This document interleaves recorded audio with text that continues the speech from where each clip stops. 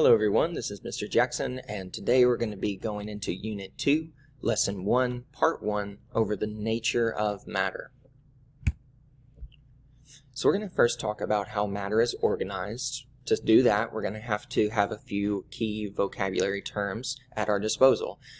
When I talk about matter, what I'm referring to is anything that has mass and occupies space. And matter is going to be composed of these basic units, the most basic units in the world we live in, and those units are called atoms. So atoms are the smallest part of an element that will still have the properties of that element. And so whenever I say element, I want you to think about more on the chemistry side, right? So basic chemistry, the periodic table of elements, where it basically breaks down all of the different elements or materials that you can find throughout the world that we live in. So when I talk about an element, I'm basically saying this is a pure substance that consists entirely of just one type of atom. So these are very pure substances. You'll have the element oxygen made up of exclusively oxygen atoms, carbon, exclusively carbon atoms, and so on. Now, there are 6 elements that are necessary for life. Those include carbon, hydrogen, oxygen, nitrogen, phosphorus, and sulfur.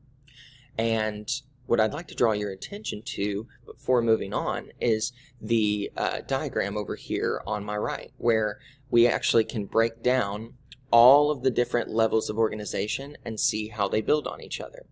Now, if you are here, right, we've got an example of a single moose, but you can imagine that that could easily just be a single human being like yourself. If you look here at the level of the organism and go up, so if we go clockwise, then you can see how looking up and outward or above the level of the individual will grow all the way until you can basically have that zoomed out view of the entire planet. And that is where we started the year with our unit on ecology. Now what we're going to do is we're actually going to look inward. We're going to magnify the levels of organization, and today we're starting all the way down at our most basic level, the atom. This is to say that when atoms come together, so you can see like maybe 2 or more atoms that are from different elements, we would call that a molecule. Molecules come together to form different functional units in cells that all have specific jobs. And then those come together to form individual cells, and these would be considered the most basic unit of life.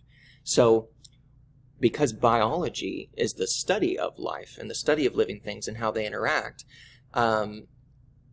basically we're going to be looking at the level of the atom all the way up to the level of the cell in this unit, and we're going to see that having an understanding of those more basic levels can actually help us understand how the structure and function of maybe you as a human being, but really all forms of life on Earth operate.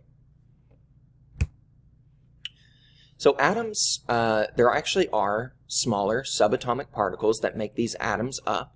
And those are our protons, our neutrons, and our electrons. Protons are positively charged particles. We represent those with a plus sign. You can see that here.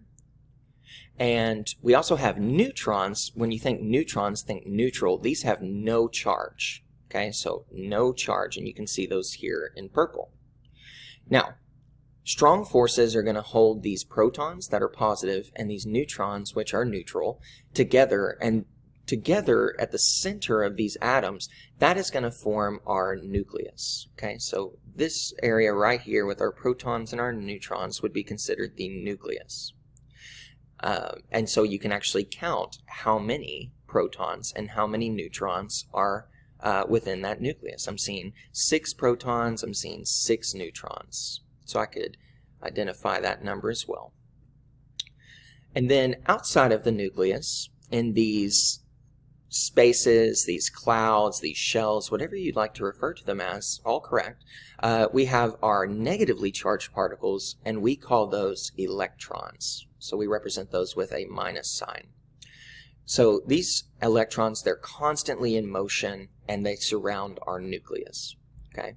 Now, importantly, we can see here if we were to count, but it's a good rule to remember, atoms are going to have equal numbers of protons and electrons. Okay, so this is to say that for this carbon atom, if the carbon atom, to make it carbon, has 6 protons, then we also know that the carbon atom would have 6 electrons surrounding its nucleus, and this keeps our atom electrically neutral. Again, an element is a pure substance that consists entirely of one type of atom.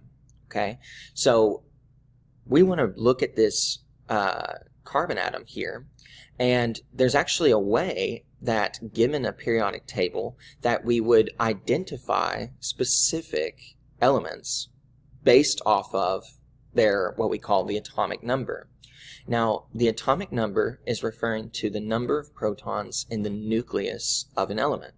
Now, we've already established what that number is. You can count the number of protons here in that nucleus. We would be able to count and know that that would refer to 6 protons. So that would give us our number for our atomic number. Now, if you're looking at a periodic table, that atomic number is going to be found typically as a single whole number somewhere at the top or above the element symbol itself. Okay, so this would be carbon, and we're referring to the atomic number as 6. So the number of protons in that atom's nucleus is actually what's giving that atom its identity. It's what makes a carbon atom, as opposed to maybe like hydrogen that would have only 1 proton in its nucleus.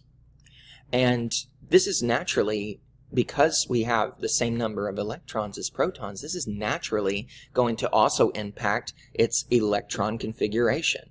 And that is going to influence all of its unique chemical properties, because electrons are ultimately going to be how different atoms interact or bond. And so we're going to have a couple of practice questions here. We'll do that now.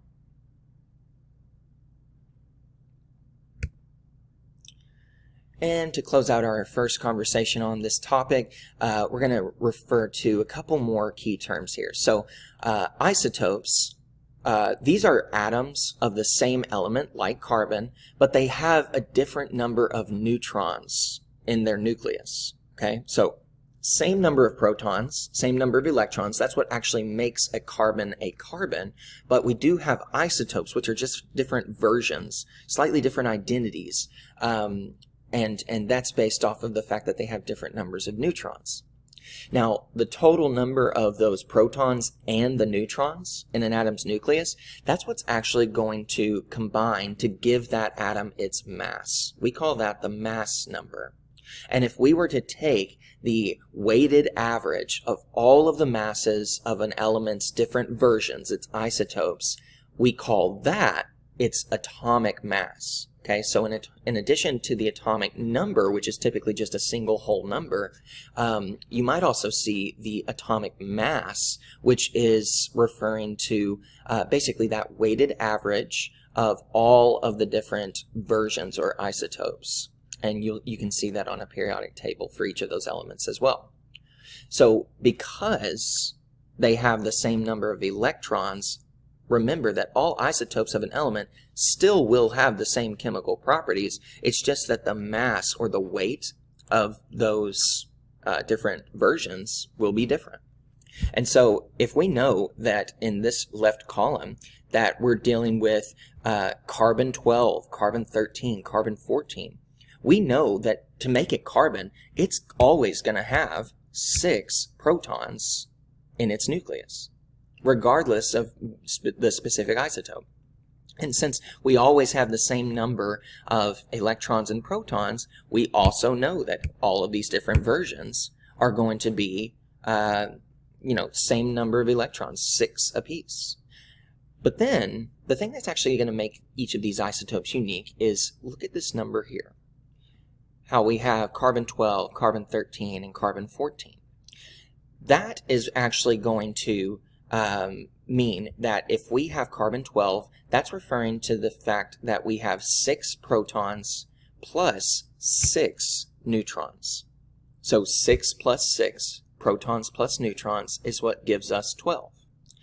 13, naturally, if we had 6 and 6 to give us 12, that means that for carbon-13, we're now going to have 7 neutrons in the nucleus. And to finish our conversation, because I believe that's my time, we've got carbon-14. If we have 6 protons, then to get to 14, that means we would need 8 neutrons. So that is our initial introductory discussion over the nature of matter and those most fundamental building blocks of life.